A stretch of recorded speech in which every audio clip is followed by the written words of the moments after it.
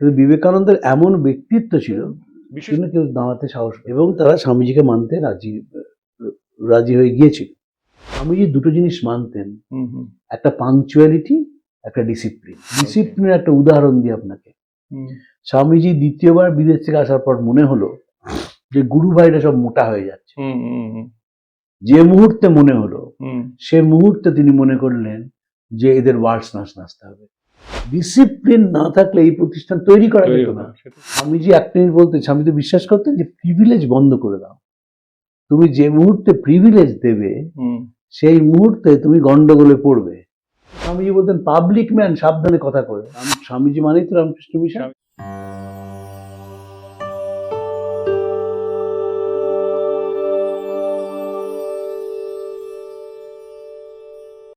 নমস্কার। স্মরণে মননে চিন্তায় ও চেতনায় স্বামী বিবেকানন্দ এই পডকাস্টে আপনাদের সকলকে সাদর অভ্যর্থনা আমন্ত্রণ জানিয়ে আজকে অনুষ্ঠান শুরু করছি। আজকে বাক্যালাপে অ্যাজ ইউজুয়াল আমার সঙ্গে আছেন শ্রী তরুণবাবু। নমস্কার তরুণবাবু, এবং আমাদের পডকাস্টে অ্যাজ ইউজুয়াল স্বাগত আপনাকে। আপনার এই যে বিরাট অভিজ্ঞতা, এইটার থেকে আমরা কিন্তু অনেক কিছু জানতে পারছি এবং আশা করি আমাদের দর্শকও জানতে পারছে। আমার আজকের প্রশ্ন হচ্ছে যে স্বামীজিকে আমরা একটা কি বলবো, আমার এর ধারণা, আমি জানি না ভুল কিনা, একটা আনকোয়েশ্চেনেবল ডিসিপ্লিনারিয়ান। ধরুন বয়স যদিও অল্প, উনি যখন রামকৃষ্ণ মিশন তৈরি করেছিলেন তখন তার বয়স কত হবে? আর্লি 30s, ম্যাক্সিমাম 34 বছর। 34, তাই না? আর্লি 30s ঠিকই আছে, মিড 30s ধরুন। কিন্তু ওই বয়সে আমাদের ধারণা উনি একটা জ্বলন্ত সূর্য ছিলেন, কিন্তু অ্যাট দ্য সেম টাইম উনি যাদের নিয়ে গড়েছিলেন তাদের মধ্যে ওনার সিনিয়র কেউ ছিল, ওনার পিয়ার্স ছিল এবং ওনার সাবঅর্ডিনেটও ছিল। তার মাঝে এই রকম প্রচন্ড রকমের দুর্দণ্ড প্রতাপ ডিসিপ্লিন হওয়া প্রথমত সম্ভব ছিল কিনা, আর সেটা কতটা উনি কার্যকর করতে পেরেছিলেন, এই নিয়ে যদি আপনার এক্সপিরিয়েন্সে একটুখানি ডিসকাস করেন। আপনি যেটা বলেছিলেন সুজিতদা, সেটা ঠিকই। সমবয়সী ছিলেন তো সকলে, ফলে সাধারণভাবে ভারতীয় মানসিকতায় ফ্লাউট করাটাই ছিল ন্যাচারাল। কিন্তু বিবেকানন্দের এমন ব্যক্তিত্ব ছিল, বিশেষ করে বাঙালি, সেই ব্যক্তিত্বের জন্য কেউ দাঁড়াতে সাহস পেত না এবং তারা স্বামীজিকে মানতে রাজি হয়ে গিয়েছিল। স্বামীজি ঠিক করলেন সাধুদের সকালবেলা উঠে জপদান করতে হবে। এটা কিন্তু ঠাকুরের মত নয়। ঠাকুরের কথা যে যখন ইচ্ছে জপদান করবে, ঈশ্বরের সঙ্গে তো সম্পর্ক। স্বামীজি বলেন না, রুটিন করে জপদান করতে হবে, সকালে মন্দিরে যেতে হবে। এখন যেমন বেলুর মঠে সব ব্রহ্মচারীরা সন্ন্যাসীরা মন্দিরে যান, সকাল মঙ্গল আরতিতে যান। স্বামীজি কি করলেন, স্বামীর ঘন্টা কিনলেন। ঘন্টা? হ্যাঁ, এবং সে ঘন্টা বাজানো হবে। আচ্ছা। স্বামী ব্রহ্মানন্দ মঠের প্রেসিডেন্ট, তিনি ঘুমাচ্ছেন, তার পাশে গিয়ে শিষ্য শরৎচন্দ্র চক্রবর্তী ঘন্টা বাজাচ্ছেন। ব্রহ্মানন্দজি বিরক্ত হয়েছেন, হয়ে বলছেন যে এই বাঙালির জ্বালা তোর মোটে থাকা যাবে না দেখছি। কারণ সকালবেলায় উঠবেন, তারা তো ঠাকুরকে দেখেছেন, যখন ইচ্ছে জপদান করবে। স্বামীজি বলছে কিছুতেই হবে না, এইভাবে জপদান করতে, কারণ তিনি ডিসিপ্লিন আনতে চেয়েছেন। মাথায় তো এই প্রতিষ্ঠান 3000 বছর ধরে মানুষের আলু দিয়ে যাবে, ফলে সেখানে নিয়ম না মান করলে হবে না, করতেই হবে। স্বামীজি নিয়ম করেছিলেন যে সকালবেলায় মঙ্গল আরতিতে যেতে হবে। শিবানন্দজি যেতে পারেননি একদিন। যদি কোনোভাবে নিয়মটা ভাঙতেন তাহলে তরুণ ব্রহ্মচারীরা ভাবতেন যে ঠাকুরের সাক্ষাৎ সন্তান বলে তার প্রতি ছাড় দেওয়া হলো। স্বামী তাকে বলেন তার মধ্যে খাওয়া হবে না, খেতে পারবেন না আজকে।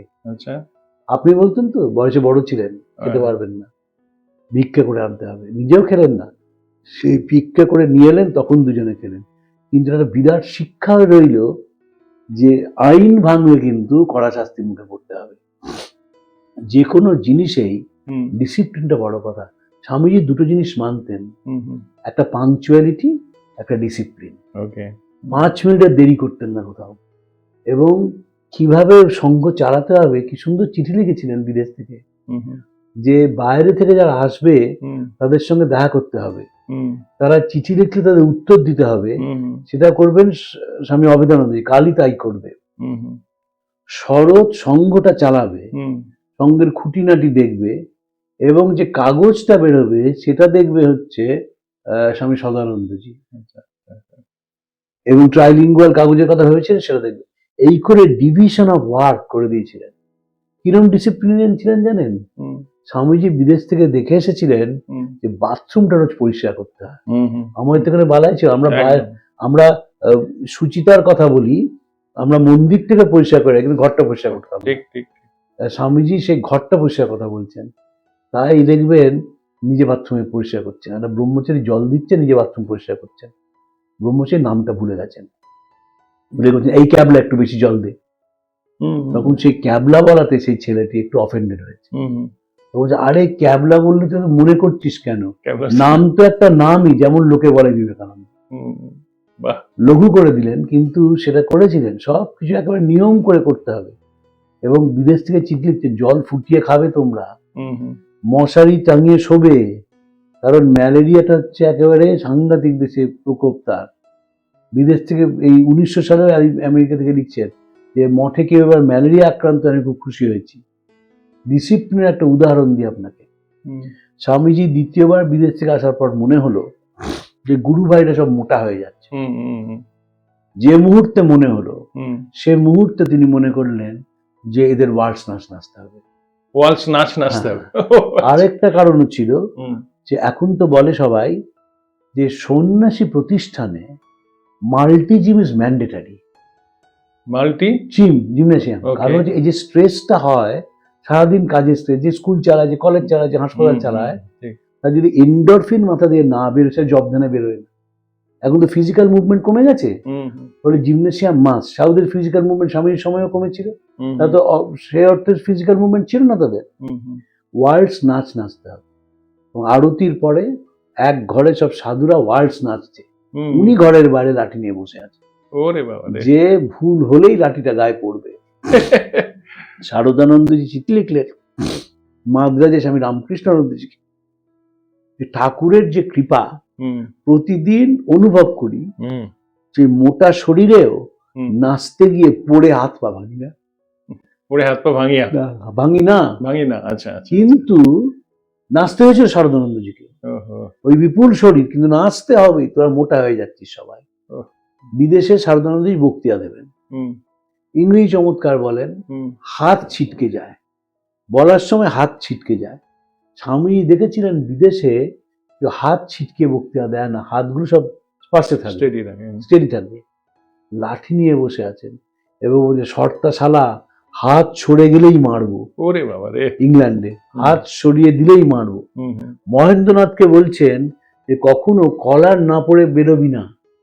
শিষ্য শরৎচন্দ্র চক্রবর্তী খুব গালাগালি দিয়েছিলেন, তোরা কলার পরিস না কেন কোটের ওপর, বলে নিজের কলারগুলো দেখিয়েছিলেন, কিন্তু সে কলারগুলো শিষ্য নেওয়া হলো না, কারণ মাঝি ডাকছে, তাকে চলে যেতে হলো, শেষ দিন স্বামীজির সঙ্গে দেখা। ফলে সব দিক থেকে চূড়ান্ত ডিসিপ্লিন না থাকলে এই প্রতিষ্ঠান তৈরি করা যেত না। এটা তো মানতেই হবে সুজিত দা, যে 100 বছর পার হয়ে গেছে, প্রতিষ্ঠান ভাঙলো না, ভাঙবেও না কোনোদিন। আইনটা এমন। এই প্রতিষ্ঠান থেকে অনেকে বেরিয়ে গিয়ে প্রতিষ্ঠান করেছেন। স্বামী নিত্যানন্দজি করেছেন ব্যারাকপুর রামকৃষ্ণ মিশন, ব্যারাকপুর রামকৃষ্ণ বিবেকানন্দ মিশন। স্বামী বুদ্ধানন্দজি করেছেন নিমপিট, করেছেন তো বিরাট প্রতিষ্ঠান নিমপিট। সে নিমপিট তো রামকৃষ্ণ মিশনকে দিয়ে দেওয়ার কথা ভাবছে, কারণ চালানোর লোক নেই। প্রথম চলে গিয়েছেন স্বামী অভেদানন্দজি নিজে। আচ্ছা, তিনি তো বেদান্ত মঠ তৈরি করলেন। তিনি, এবং তার সঙ্গে কি হলো, সেই ডিসিপ্লিন নিয়ে প্রশ্ন হলো। কিন্তু আধ গাড়ি আধ জাহাজ মাল নিয়ে এসেছিলেন, তাই আমেরিকান বন্ধুরা তাকে গিফট দিয়েছেন আধ জাহাজ। সোজা কথা নয়। টমাস অ্যালভা এডিসন গ্রামোফোন দিয়েছিল, আপনি সেই গ্রামোফোনটা দেখেছেন, এখনো বাজে, অভিনন্দজি মঠে আছে। একটা বড় আলু দিয়েছিলেন, আলোটা ভেঙে গেছে। উনি কি বললেন, কলকাতায় হবে হচ্ছে সিটি অফিস, আর বেলুড় মঠ হবে হেডকোয়ার্টার্স। তাকে বলা হলো যে নরেন সকলের জন্য একটা করে ঘর রেখে দিয়েছে, সেই ঘরে সবাইকে একটা ঘরে একজন থাকতে হবে, তোমার একটা ঘর আছে। কিন্তু উনি এটা মানতে রাজি হলেন না, চলে গেলেন সঙ্গ ছেড়ে রামকৃষ্ণ বেদান্ত মঠ। ইনফ্যাক্ট আমার নেক্সট প্রশ্নটাই ছিল যে ওনার এই স্ট্রিক্ট ডিসিপ্লিনারিয়ান এটাকে ইমপ্লিমেন্ট করতে গিয়ে ওনার সমবয়সী বলুন, জুনিয়র্স বলুন বা সিনিয়র্স বলুন, কোনো ড্রপ আউট হয়েছে কিনা? সে অর্থে তো drop out not because of discipline, but there were differences. আচ্ছা আচ্ছা আচ্ছা। কারণ স্বামীজি একটা জিনিস বলতেন, স্বামী তো বিশ্বাস করতেন যে প্রিভিলেজ বন্ধ করে দাও, তুমি যে মুহূর্তে প্রিভিলেজ দেবে সেই মুহূর্তে তুমি গন্ডগোলে পড়বে। বেলুড় মঠের নিয়মেও তাই আছে যে প্রিভিলেজ বন্ধ করো। ফলে আপনি যে মুহূর্তে প্রোটেকশন দিতেন গুরু ভাইদের, প্রশ্ন উঠত। আরেকটা কথা যেটা এবং আরেকটা জিনিস ডিসিপ্লিন কিরকম ছিলেন জানেন? সাধুরা ভারতবর্ষে কালেকটিভলি ঘুমাতো। ঘুমাতো মানে সন্ন্যাসীর সঙ্গে গাছতলায় বা কোথাও সাধুরা সব একসঙ্গে ঘুমাচ্ছে। স্বামীজি বললেন না, প্রত্যেকের আলাদা ঘর থাকবে। সেই ঘরে সে জব ধ্যান করবে, সে ঘরে সে থাকবে, সে খাটে শোবে, সে দাড়ি কামাবে। এগুলো ডিসিপ্লিন কিন্তু সাংঘাতিক। এখনকার স্বামীদের সেটা বুঝবে না। স্বামীর সব একটা সাধুকে বলে, এই রোজ দাড়ি কামাসনি কেন? ঘর ছেড়েছি, দাড়ি কামাবো কি কামাবো না, নিজের ইচ্ছে চলবে। বলে না, পাবলিক ফিগার, তোমাকে দাড়ি কামাতেই হবে। আগেকার দিনের ভারতীয় সন্ন্যাসীরা বিপুল নেশা করতেন। স্বামীজি স্মোকার্স রুম করেছিলেন, রাত্রে নিয়ে তো সিগারেট খেতেন। কিন্তু বেলুড় মঠে যে কোনো জায়গায় কেউ সিগারেট খেতে পারবে না, এখনো স্মোকার্স রুমে খেতে হয়। প্রচুর সন্ন্যাসী আছেন সিগারেট খান, কিন্তু সেই ঘরে গিয়ে সিগারেট খেতে হবে। যে তুমি যত সিগারেট খেয়ে বেড়াবে, কারণ স্বামীজি বলতেন পাবলিক ম্যান, সাবধানে কথা করে। আরেকটা কথা আমার মনে পড়ে, দেখুন এই যে আপনি যেরকম বললেন যে drop out not because of inferiority or differences, কিন্তু এমনও তো ঘটনা ঘটেছে যে এই ড্রপ আউট হয়ে আবার এসে মিশে গেছে। সেটা কিছুটা বোধহয় সাইজের জন্য, মানে হয়তো তারা নিজেদের, যারা চলে গেছেন তারা ফিরে আসেননি। কিন্তু এখনো তো একটা কথা হচ্ছে, আপনি যেরকম বলছেন যে আবার তারা তো সঙ্গটা দিয়ে দিলেন, সঙ্গটাই দেওয়া দেওয়ার কথা। সেই হিসেবে বলছি, অ্যাসিফ যেন তারা ফিরে আসছে। তো তাই জন্য ড্রপ আউট হয়ে যাওয়ার পর তার সম্পর্ক রামকৃষ্ণ মিশনের সঙ্গে থাকে রেগুলার। সোমেশ্বরানন্দ ছিল, নিত্যানন্দ ছিল, বুদ্ধানন্দ ছিল, অবজয়ানন্দ ছিল, আমি যদি দেখেছি কাছ থেকে। আরো একটা কথা কিন্তু লাগে যে এই ড্রপ আউট হোক বা যেরকম ডিফারেন্সের জন্য কেউ কিন্তু কোনোদিন আজ পর্যন্ত, অ্যাটলিস্ট আমার কানে আসেনি, আপনি অনেক বেশি জানেন, যে এই আলাদা হয়ে যাওয়ার ফলে কেউ রামকৃষ্ণ মিশন সম্বন্ধে কোনো নিন্দাসূচক বাক্য বা স্বামী নিত্যানন্দজি করেছিলেন কি? স্বামী নিত্যানন্দজি স্বামীজির শিষ্য ছিলেন। আচ্ছা, স্বামীজি একদিনে 4 জনকে সন্ন্যাস দেন।